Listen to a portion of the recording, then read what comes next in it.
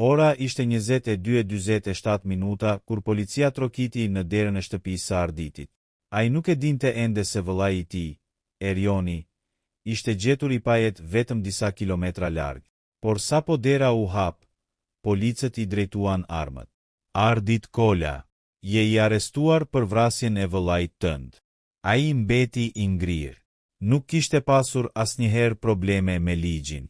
Nuk kishte arsye të vriste njeriun me të cilin ishte rritur që fëmijë, por provat dukeshin të pakundërshtueshme.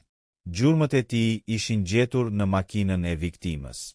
Telefoni i Erionit ishte zhdukur, dhe një dëshmitar kishte deklaruar se i kishte parë dy vëllezërit duke u grindur vetëm disa orë para vrasjes. Gjithçka tregonte tek Arditi.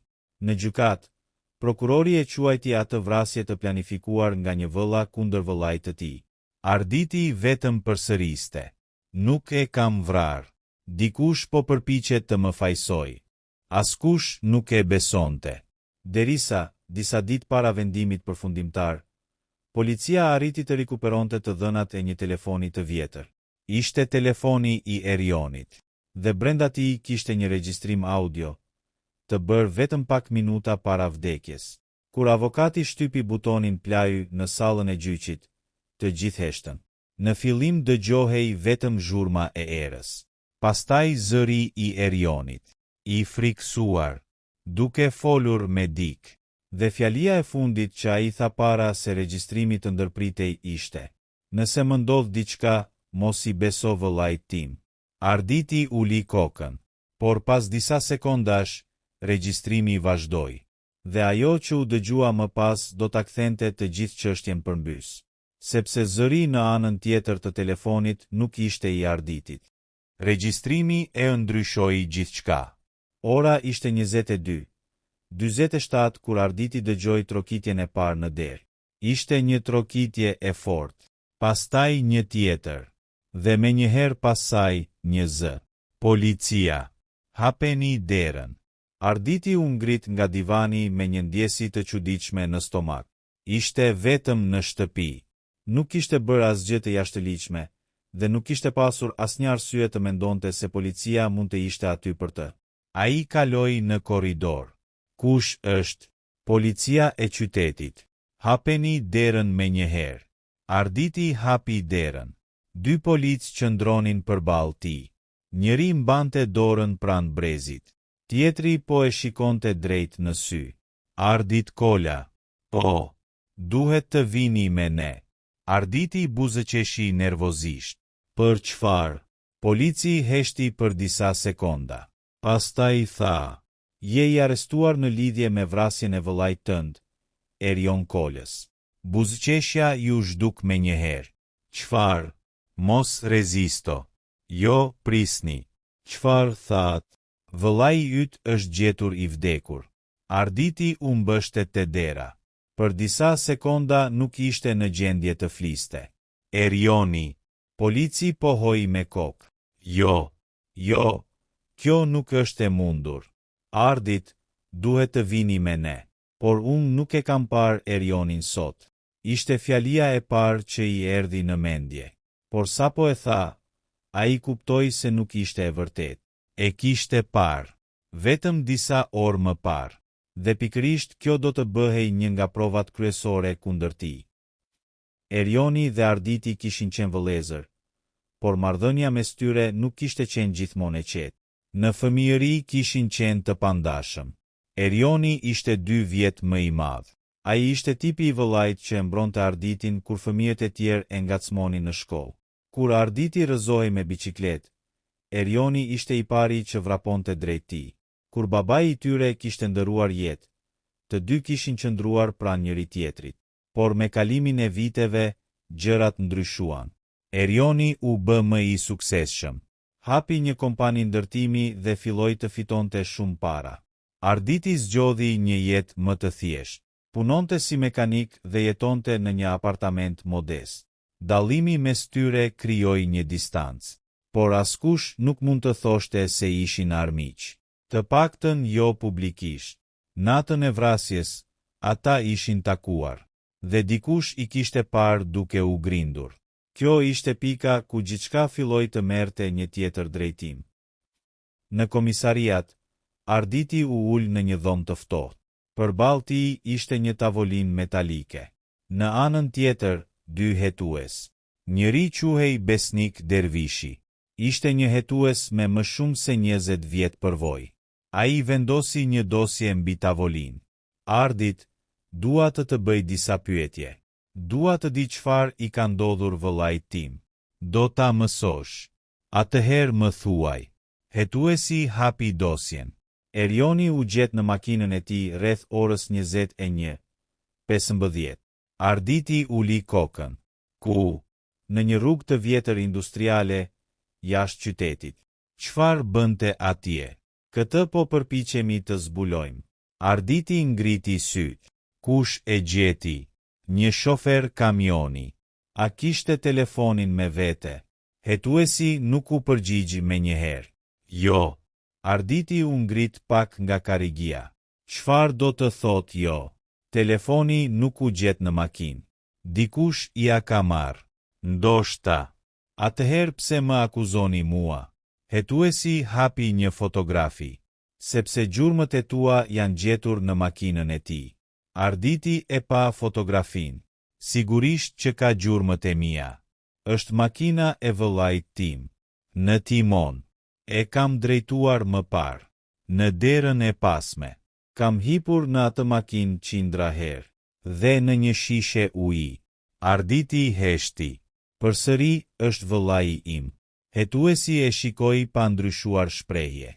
Ka edhe diçka tjetër. Ai nxori një fotografi tjetër. Një copë letre. Në të shkruhej vetëm një emër. Ardit.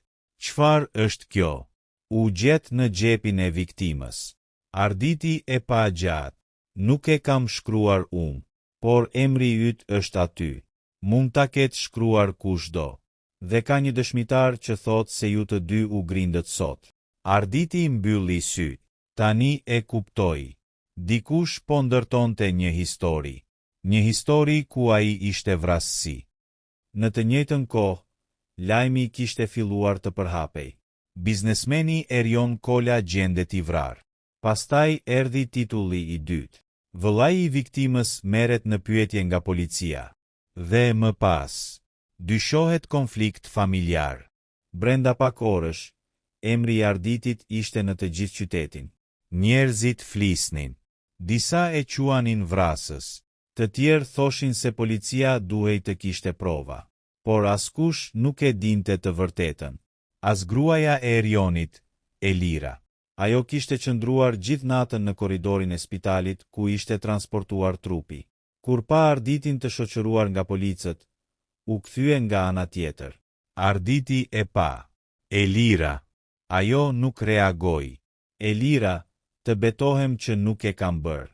Ajo më në fund u kthye. Syt i kishte të mbushur me lot. Atëherë pse ishe me të? Arditi nuk foli. Pse u grindët? Nuk ishte ashtu siç duket. Çfarë do të thotë kjo? Erioni më kishte telefonuar. Për çfarë? Arditi u përpoq të fliste. Por një polic e tërhoqi. Mjaft. Elira mbeti aty. Duke e parë. Dhe në atë moment, një mendim i tmerrshëm i kaloi nëpër kokë. Po sikur Arditi të ishte vërtet fajtor. Të nesërmen në mëngjes, hetuesi Dervishi mori një telefonat. Kemi gjetur një kamerë. Ku? Një servis makinash, rreth 300 metra larg vendit ku u gjet makina. Pamjet. I kemi marrë. Ata i hapën në laborator. Ora ishte 20:03. Në ekran shfaqej makina e Erionit. Ajo ndaloi. Erioni zbriti. Disa sekonda më vonë, një person tjetër zbriti nga një makinë e zezë. Pamja nuk ishte e qartë, por trupi i dukej. Mashkull, i gjatë, me një xhaketë të errët. Ai ju afrua Erionit. Pastaj të dy u zhdukën nga fusha e kamerës. Hetuesi e ndaloi videon. Zmadhoje. Pamja u zmadhua. Nuk duket fytyra. Prit. Teksa personi kthehej, kamera kapi për një çast anën e fytyrës. Dervishi u afrua. Pastaj u largua. Ky nuk është Arditi, por një tjetër hetues tha. Mund të jetë dikush që punon për të. Dervishi nuk u përgjigj. Ai nuk donte të nxirrte përfundime. 2 ditë më vonë, Arditi doli para gjykatës. Salla ishte plot. Gazetar, familjar, njerëz të qytetit. Të gjithë donin të dinin nëse ai ishte vrasësi. Arditi qëndronte pranë avokatit të tij, Mentor Gashit. Mentori i kishte thënë, mos fol pa më parë mua. Arditi pohoi. Gjykatësi hyri. Të gjithë u ngritën. Prokurori filloi. I pandehuri Ardit, Kola dyshohet se ka vrarë vëllain e tij, Erion Kola, pas një konflikti financiar. Në sallë u dëgjua një murmurim. Arditi shtrëngoi duart. Prokuroria ka prova të rëndësishme, vazhdoi ai. Fotot u shfaqën në ekran. Makina, gjurmët, shishja, letra me emrin Ardit. Pastaj erdhi dëshmitari, një burr rreth 50 vjeç. Ai quhej Ilir. Çfarë pe atë mbrëmje? Pyeti prokurori. Pash 2 burra duke u grindur. A e njihje njërin prej tyre? Po. Kush? Iliri tregoi nga Arditi. Ai. Arditi ndjeu sikur toka ju largua nën këmbë. A dëgjove çfarë than? Iliri heshti. Dëgjova Arditin duke thënë. Këtë herë do të paguash për gjithçka. Në sallë ra heshtja. Arditi u kthye nga avokati. Nuk e kam thënë këtë. Mentori i vendosi dorën në krah. Qetësohu. Prokurori vazhdoi. A dukej i zemëruar? Shumë. A kishte dikush tjetër aty? Jo. Dëshmitari u ul. Gjykatësi mbajti shënim diçka. Arditi ndjeu se po humbte gjithçka, por avokati i tij nuk duke i shqetësuar. Ai kishte një arsye. Pas seancës, mentori e takoi Arditin në korridor. Ka diçka që nuk po më tregon. Çfarë? Çfarë ndodhi vërtet mes teje dhe Erionit atë mbrëmje? Arditi heshti. Duhet ta di të vërtetën. Erioni më telefonoi. Për çfarë? Më tha se kishte zbuluar diçka. Çfarë? Arditi pa rreth e rrotu. Nuk ma tha. Atëherë, më kërkoi të takohemi. Dhe u takuat. Po. Ku? Në parkingun pranë kompanisë së tij. Për çfarë u grindët? Arditi uli zërin. Ai më tha se dikush po e kërcënonte. Mentori u shtang. Pse nuk e the këtë në polici? Sepse Erioni më kërkoi të mos i besoja askujt. Dhe ti mendove se ishte më mirë ta mbaje sekret. Nuk e dija se do të vritej. Mentori mori frym thellë. Atë dha diçka. Arditi heshti. Pastaj tha. Jo, por ishte një gënjeshtër. Sepse disa orë para se të arrestohej, Arditi kishte gjetur diçka në makinën e tij. Një qelës sebe. Dhe ai nuk e kishte treguar askujt. Atë natë, Arditi ishte në dhomën e paraburgimit. Nuk mund të flinte. Mendonte për Erionin, për babain, për fëmijërin, për gjithçka që kishin kaluar së bashku, dhe për fjalët e fundit të vëllait. Mos i beso askujt. Papritur, një oficer hyri. Kemi një urdhër kontrolli. Çfarë? Avokati yt është këtu. Mentori hyri pas tij. Ardit, dua të flas me ty. Çfarë ndodhi? Mentori mbajti në dorë një qese plastike. Brenda ishte telefoni i Erionit. Arditi u ngrit. Ku e gjetët? Nuk e gjetëm. Atëherë, një person anonim e dërgoi në polici. Arditi e shikoi me mosbesim. Telefoni kishte qenë i fikur. Po. Dhe tani, mentori u ul. E kemi ndezur. Ka diçka brenda. Mentori nuk u përgjigj. Në vend të kësaj, vendosi telefonin mbi tavolinë. Ka një regjistrim audio.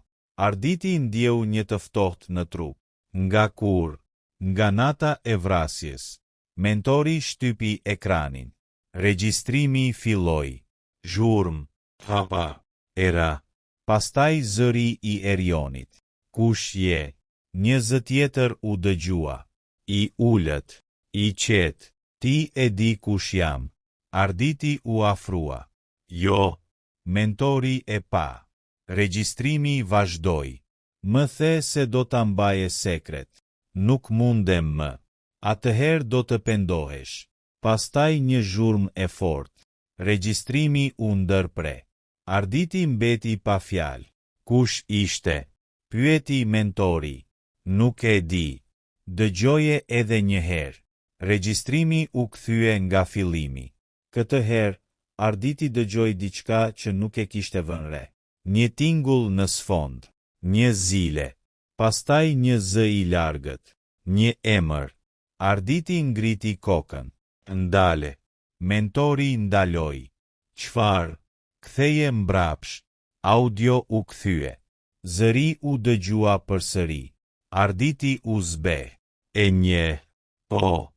Kush është? Arditi e pa avokatin drejt në sy. Është një njeri që ka vdekur para 3 vitesh. Mentori mbeti i ngrirë. Je i sigurt? Po. Atëherë si mund të jetë zëri i tij në telefonin e Erionit? Arditi nuk kishte përgjigje, por ajo që nuk dinin ende ishte se regjistrimi nuk kishte përfunduar. Kishte edhe një pjesë tjetër. Një pjesë që policia nuk e kishte dëgjuar, sepse skedari ishte i dëmtuar. Dhe në orën 03:16 të mëngjesit, një teknik arriti të rikuperonte 47 sekonda të tjera. Në ato 47 sekonda, Erioni fliste sërish. Por këtë herë nuk po fliste me vrasësin. Po fliste me dikë që e njihte shumë mirë. Dhe fjalia e tij e fundit ishte. Nëse po e dëgjon këtë, Ardit do të thotë se nuk pata kohë të tregoja se kush po përpiqet të na ndaj. Pastaj një pauzë. Dhe më në fund. Personi që duhet të kesh frikë është. Regjistrimi u ndërpre. Emri nuk u dëgjua. Por në sfond, u dëgjua një tingull tjetër. Një derë që hapej. Dhe dikush tha. Erion. Ishte një zë gruaje. Arditi e dëgjoi. Dhe fytyra e tij ndryshoi. Sepse ai e njihte atë zë. Ishte zëri i Elirës, gruas së Erionit. Dhe në atë moment, Arditi kuptoi se historia që të gjithë kishin besuar mund të ishte një gënjeshtër. Por kishte një problem. Nëse Elira kishte qenë aty atë natë, se kishte gënjur policin duke thënë se nuk e kishte parë Erionin pas orës 18:00. Gënjeshtra e Elirës. Ora ishte 03:16 e mëngjesit. Arditi ende po qëndronte në dhomën e paraburgimit, duke dëgjuar përsëri dhe përsëri të njëjtin regjistrim. Zëri i Erionit. Zhurma e derës. Dhe pastaj zëri i Elirës. Një zë që ai e njihte prej më shumë se 10 vitesh. Erion. Vetëm 2 fjalë. Por ato 2 fjalë mund të ndryshonin gjithçka. Nëse Elira kishte qenë aty atë natë, atëherë dëshmia e saj ishte një gënjeshtër. Dhe nëse ajo kishte gënjur për vendodhjen e saj, pyetja ishte shumë më e frikshme. Çfarë kishte dashur të fshihte? Mentori, avokati i Arditit, po dëgjonte regjistrimin për herë të tretë. Duhet ta çojmë menjëherë te hetuesi, tha ai. Arditi e pa. Jo. Pse? Sepse nuk e dim kush e ka dërguar telefonin. Mentori heshti. Arditi vazhdoi. Dikush po na jep prova pikërisht atëherë kur i duhen atij. Mund të jetë kurth. Ardit, je i akuzuar për vrasje. Nuk mund ta mbajmë këtë për vete. Nuk po them ta fshehim. Po them të mos ja dorëzojmë menjëherë policisë pa e kuptuar çfarë kemi. Mentori u ngrit. Mirë. Atëherë do ta bëjmë në mënyrën tjetër. Si? Do ta analizojmë regjistrimin. Ai mori telefonin. Nëse zëri i Elirës është real, mund të përcaktojmë kohën e regjistrimit. Mund të gjejmë edhe vendin. Arditi uli kokën. Dhe nëse del që ajo ka qenë atje. Mentori u përgjigj. Atëherë çështja ndryshon plotësisht. Në mëngjes, lajmi për regjistrimin nuk kishte dalë ende në media, por në komisariat kishte filluar një lëvizje e pazakont. Hetuesi besnik, Dervishi kishte marrë një telefonat nga laboratori kriminalistik. Kemi një problem. Çfarë problemi? Telefoni i viktimës nuk ishte fikur natyrshëm. Çfarë do të thuash? Dikush e ka fikur manualisht. Dervishi heshti. Kur? Rreth orës 21:02. Dhe viktima vdiq. Sipas ekspertizës, rreth 21:00. Dervishi u ngrit menjëherë. Nëse telefoni ishte fikur 2 minuta pas vdekjes së Erionit, atëherë dikush tjetër kishte qenë pranë tij, dhe dikush kishte marrë kohë të kontrollonte telefonin. Pastaj ta fikte. Dervishi pyeti. A ka gjurmë? Ka disa. Të kujt? Ende nuk e dim.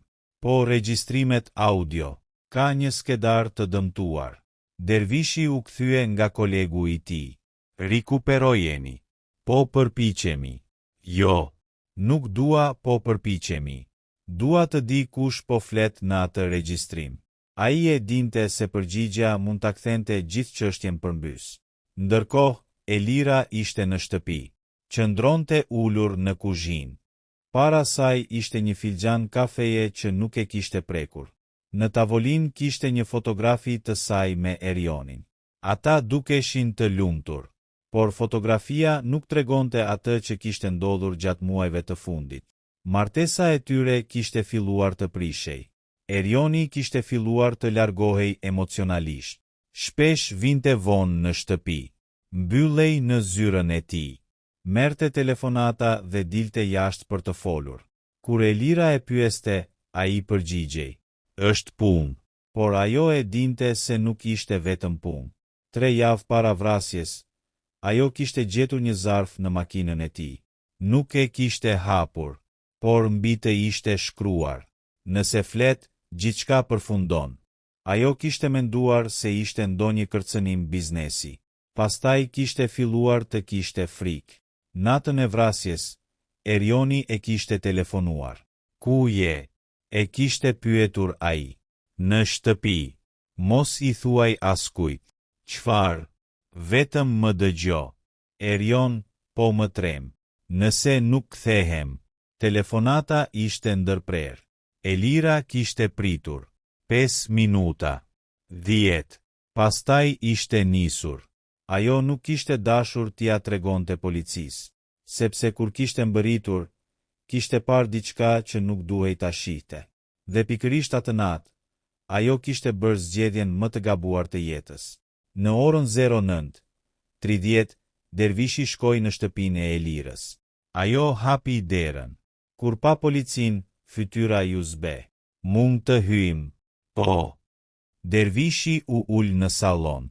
Dua të bëj disa pyetje. Për Arditin, për Erionin. Elira uli syt. Kam thënë gjithçka që di. Jo. Ajo e pa. Si? Dervishi nxori një fotografi. Ke thënë se Erionin e ke parë për herë të fundit në orën 18:00. Po. Je e sigurt? Po. Atëherë si shpjegohet kjo? Ai vendosi mbi tavolinë një fotografi nga një kamerë sigurie. Në sfond shihej një makinë. Makina e Elirës.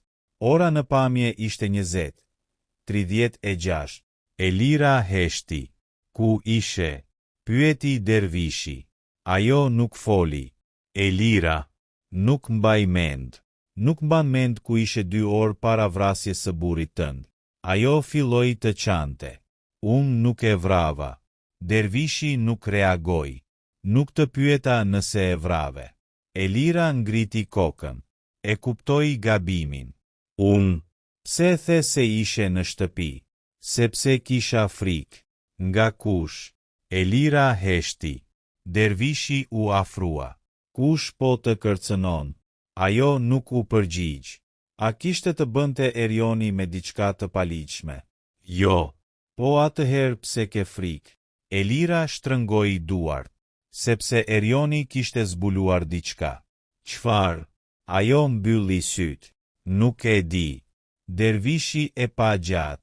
Ai e dinte se ajo po gënjente, por ende nuk kishte provë. Në atë moment, telefoni i dervishit ra. Ishte laboratori. E kemi rikuperuar regjistrimin. Dervishi u ngrit. Sa zgjat? 4 minuta e 32 sekonda. Dhe, ka diçka interesante. Çfarë? Në fund dëgjohet një zë gruaje. Dervishi pa e lirën. Ajo e kuptoi menjëherë. Kush është? Pyeti ai. Duhet ta dëgjosh vetë. Dervishi mbylli telefonin. Pastaj u kthye nga Elira. Do të vazhdojmë më vonë. Një orë më pas, regjistrimi u luajt në laborator. Dervishi dhe 2 teknik qëndronin përballë ekranit. Zëri i Erionit dëgjohej qartë. Nëse po e dëgjon këtë, Ardit, do të thotë se nuk pata kohë të të tregoja. Pastaj zhurma. Dera. Dhe zëri i gruas. Erion. Dervishi ngriti dorën. Ndale. Tekniku e ndaloi. Izolo zërin. Pas disa minutash filtrimi, zëri u bë më i qartë. Erion, çfarë po bën këtu? Dervishi u afrua. Pastaj dëgjoi zërin e Erionit. Ti nuk duhet të kishe ardhur. Më the se ishe në rrezik. Duhej të qëndroje larg. Nuk mundem. Dervishi pa kolegun. Kush është kjo? Tekniku e pa. Nuk e dim ende. Krahasoje me zërin e Elirës. Programi filloi analizën. Pas disa sekondash, rezultati doli. Përputhje e lartë. Dervishi nuk foli. Ai tashmë e dinte. Gruaja në regjistrim ishte Elira. Por pastaj dëgjoi diçka tjetër. Një zë mashkulli. Shumë i ulët. Ajo e di. Erioni u përgjigj. Mos e përfshi. Tashmë është tepër vonë. Pastaj një zhurmë. Dikush goditi diçka. Erioni bërtiti. Regjistrimi u ndërpre. Dervishi ngriti kokën. Kemi 3 persona në atë vend. Po. Erioni. Po. Elira. Po. Dhe një burr tjetër. Tekniku pohoi. Dhe ai mund të jetë vrasësi. Por kishte një problem. Zëri i burrit nuk ishte i panjohur. Tekniku e kishte dëgjuar më parë. Shef.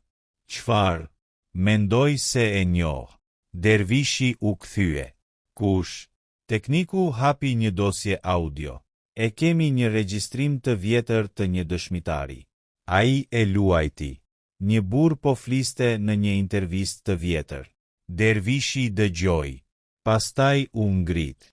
Nuk është e mundur. Çfarë? Ky njeri ka vdekur. Tekniku pohoi. Po. Kur? 3 vjet më parë. Dervishi u ul. E njëjta gjë që kishte thënë Arditi.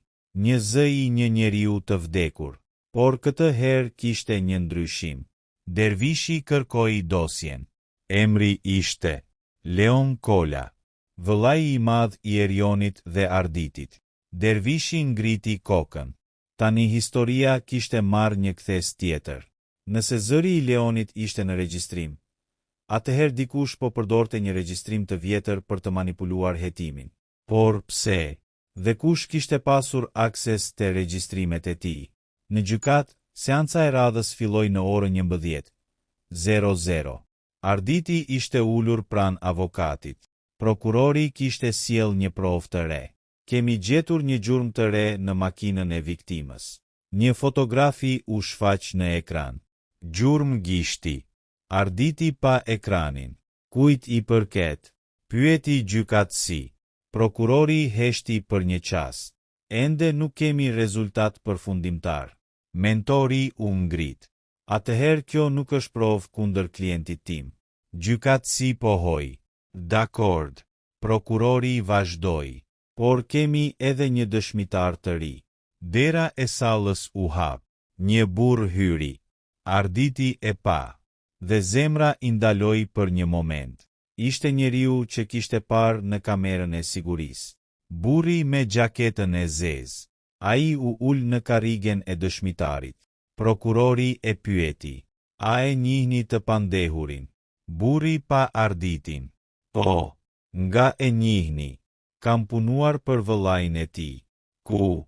Në kompanin e ndërtimit. A e keni par arditin natën e vrasjes? Burri heshti. Pastaj tha. O, arditi u ngrit. Gënjen. Gjykatësi goditi tavolinën. Heshtni. Burri vazhdoi. E pash duke u larguar nga vendi ku u gjet viktima. Salla shpërtheu në murmërima. Mentori u ngrit. Kundërshtoi. Gjykatësi kërkoi qetësi, por arditi po shikonte dëshmitarin. Dhe papritur kuptoi diçka. Ai e kishte par atë burr më parë. Jo atë natë, por 3 vjet më parë. Në funeralin e Leonit. Arditi ju afrua avokatit dhe i pëshpëriti. Ai ishte atje. Kush? Dëshmitari. Ku? Në funeralin e vëllait tim. Mentori e pa. Je i sigurt? Po.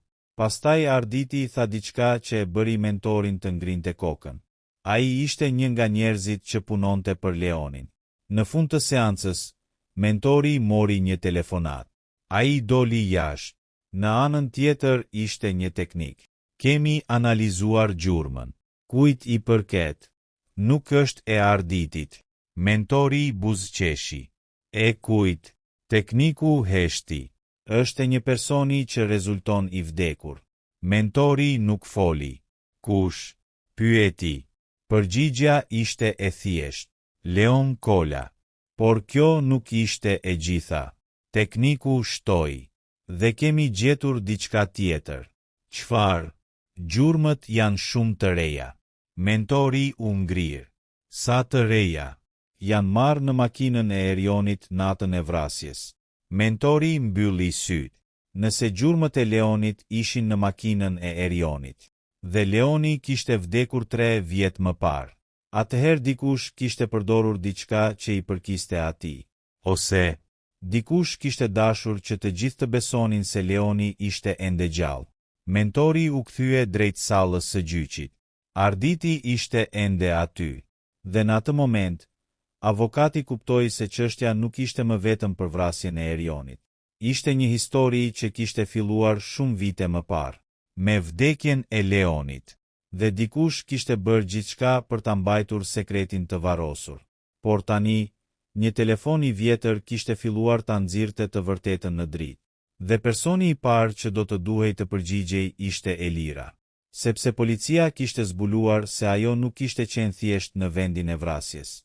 Ajo kishte mbërritur atje 20 minuta para arditit. Dhe kamerat kishin regjistruar edhe diçka tjetër. Kur Elira kishte dalë nga makina, ajo mbante në dorë një çantë të vogël të zezë. Një çantë që nuk u gjet kurrë në vendin e krimit. Dhe brenda saj mund të kishte qenë prova që do të zbulonte kush e kishte vrarë Erionin. E vërteta dele e dritë. Salla e gjyqit ishte mbushur plot.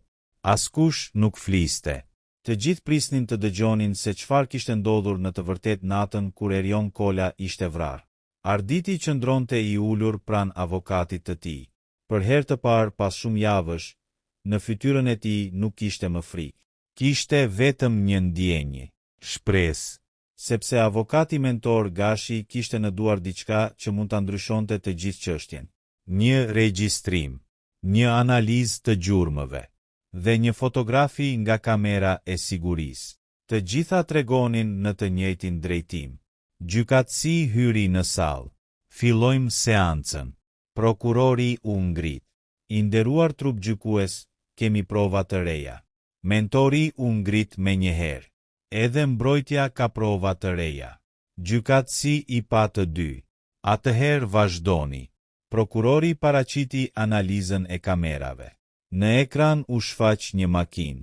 Ishte makina e Elirës. Ora 20:36. Pastaj ajo u shfaq duke zbritur. Në dorë kishte një çantë të zezë. Prokurori i tha, e pandehura nuk ka qenë e dyshuar deri në këtë moment, por pamjet tregojnë se ajo ka qenë pranë vendit të ngjarjes. Elira u ngrit. Unë nuk e vrava. Gjykatësi i kërkoi të ulej. Prokurori vazhdoi.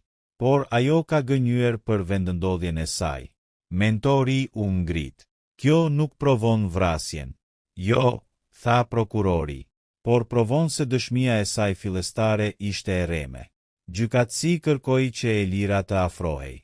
Pse gënjeve? Ajo po qante. Sepse kisha frikë. Nga kush? Elira heshti. Përgjigju. Ajo uli kokën. Nga njeriu që po kërcënonte Erionin.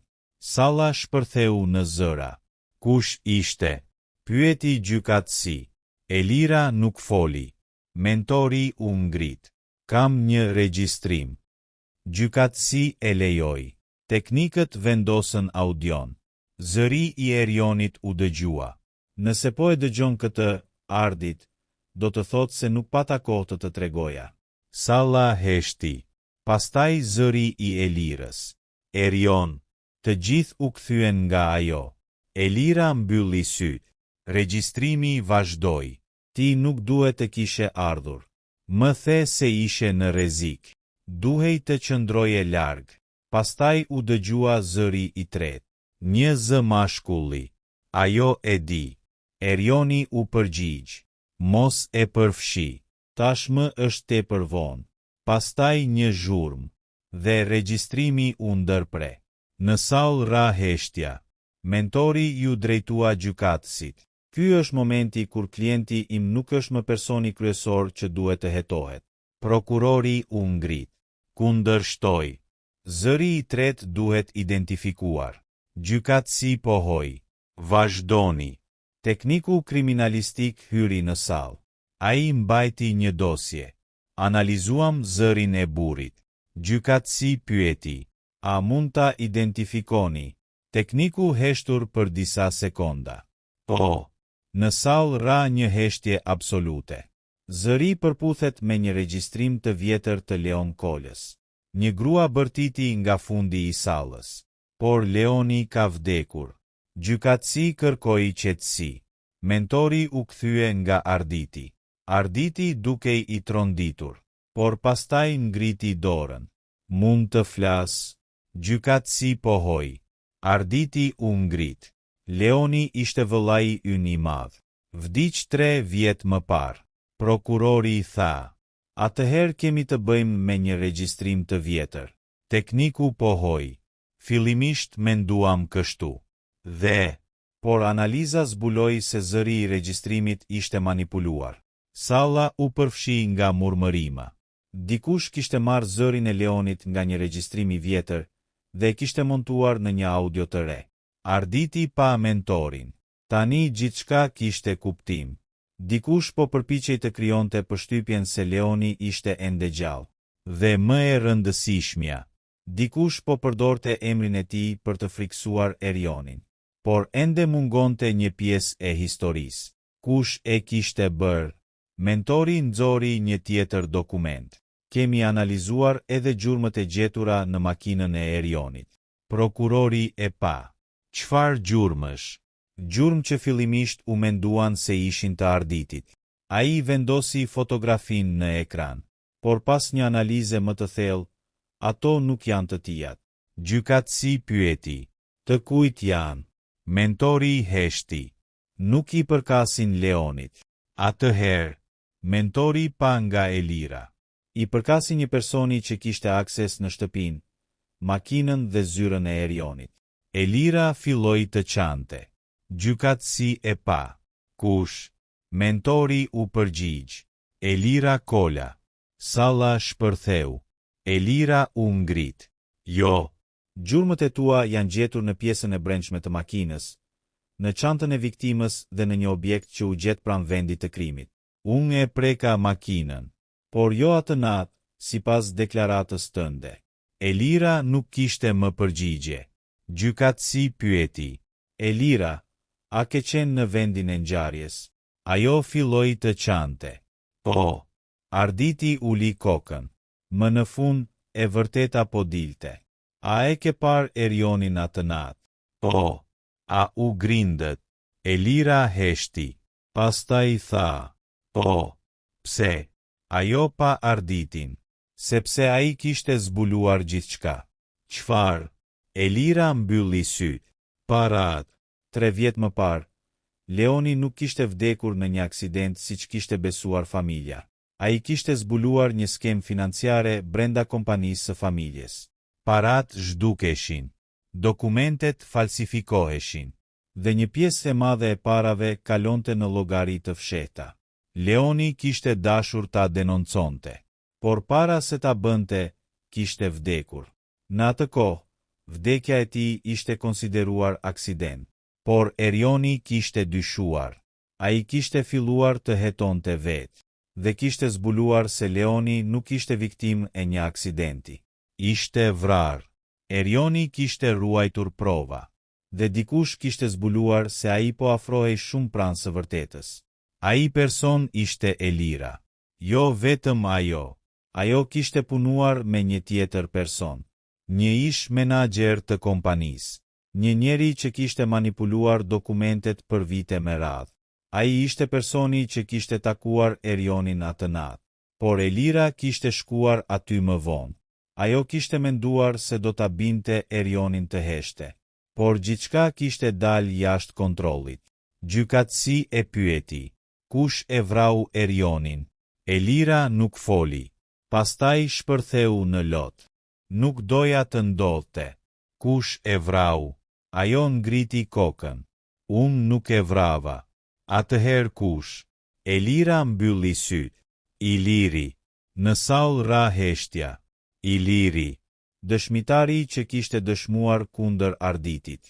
Buri që kishte thënë se kishte parë Arditin duke u larguar nga vendi i krimit. Ai ishte bashkpunëtori. Ai ishte njeriu që kishte manipuluar provat.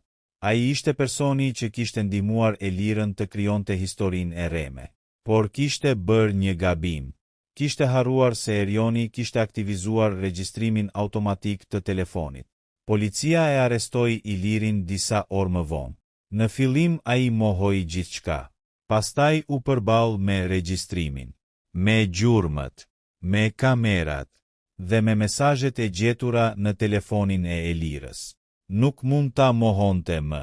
Ai pranoi, por rrëfimi i tij zbuloi edhe diçka më të tmerrshme. Leoni nuk vdiq nga aksidenti, tha ai. Arditi që ndodhej në komisariat ngriti kokën. Çfarë the? Iliri përsëriti. Leoni u vra. Kush e vrau? Iliri heshti. Pastaj tha.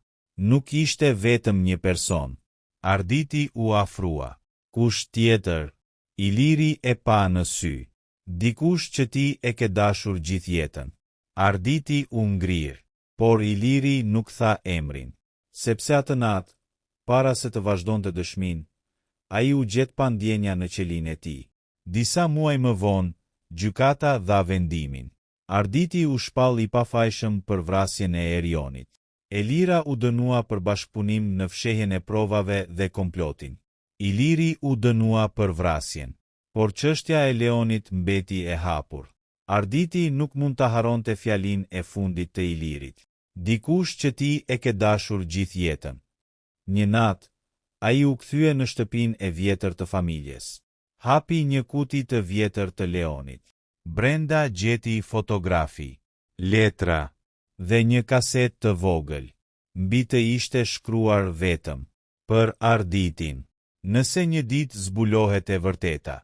Arditi e futi në një pajisje të vjetër. Zëri i Leonit u dëgjua. Ardit, nëse po e dëgjon këtë, ndoshta unë nuk jam më. Arditi mbylli syt.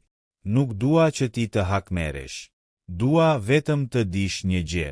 Një pauzë. Unë nuk u vrava për shkak të parave. Arditi hapi syt. U vrava sepse zbulova kush ishte pas gjithë kësaj.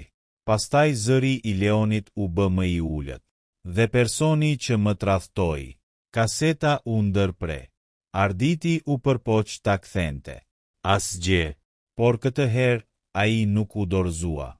Ai e dinte se përgjigja ishte ende diku. Dhe pas disa minuta shkërkimi, gjeti një tjetër letër. Në fund të saj ishte shkruar vetëm një emër. Babai i tyre. Arditi mbeti i ngrirë. Babai kishte vdekur prej vitesh. por letra tregonte se ai kishte qenë pjesë e kompanisë deri pak para vdekjes së Leonit. Dhe më e frikshmja ishte një datë. Letra ishte shkruar 2 ditë pas vdekjes së babait. Kjo do të thoshte vetëm një gjë. Dikush kishte vazhduar të përdorte emrin e tij edhe pas vdekjes. Arditi mori telefonin. Telefonoi mentorin. Duhet të hapim përsëri çështjen e Leonit. Pse? Arditi pa letrën. Sepse Erioni nuk ishte viktima e parë. Çfarë ke gjetur? Arditi mori frym thellë. Kam gjetur provën që tregon se vëllai im i madh u vra. Ai mbylli telefonin. Dhe për herë të parë, pas 3 vitesh, Arditi ndjeu se mund të merrte frym. Vëllai i tij Erion ishte vrarë, por tani e dinte se pas asaj vrasjeje fshihej një sekret shumë më i madh. Një sekret që kishte nisur shumë vite më parë. Dhe historia e familjes Kola nuk kishte përfunduar. Ajo sapo kishte filluar.